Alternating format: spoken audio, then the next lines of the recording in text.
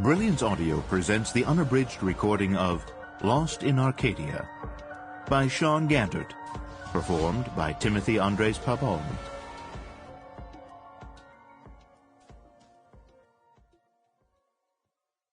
Thanksgiving 2025.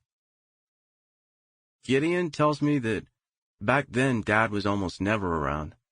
And after I hit elementary school, Mom was so busy catching up with work that she was mostly gone too, but I guess when we were still living in the old house, and where the door to Mom and Dad's room scratched against their king-size mattress every time someone entered, and me and Gideon shared one bedroom so that Holly could have her own, we used to have this sort of mandated family time every week.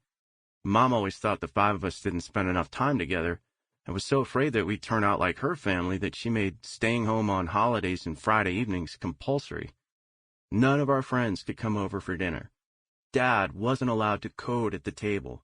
No to everything but the family.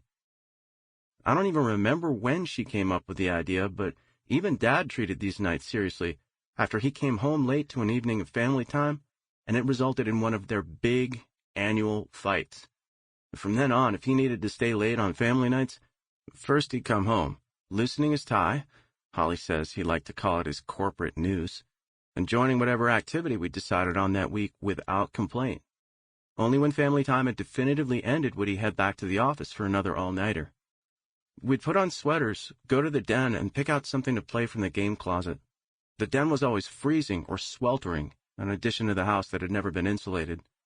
Holly used to say that if you stayed there long enough during the winter, like to watch all of the Saturday morning cartoons, you'd lose feeling in your face and wouldn't even know that a trail of mucus was running from your nose to your chin. She liked to complain that you shouldn't be able to see your breath indoors, but Mom just said that if she had a problem with it, she could always watch less TV. And depending on their moods, this would either be ignored or lead to an ugly argument. Inside the closet was an entire story of games, some of their boxes dating back to before we were born.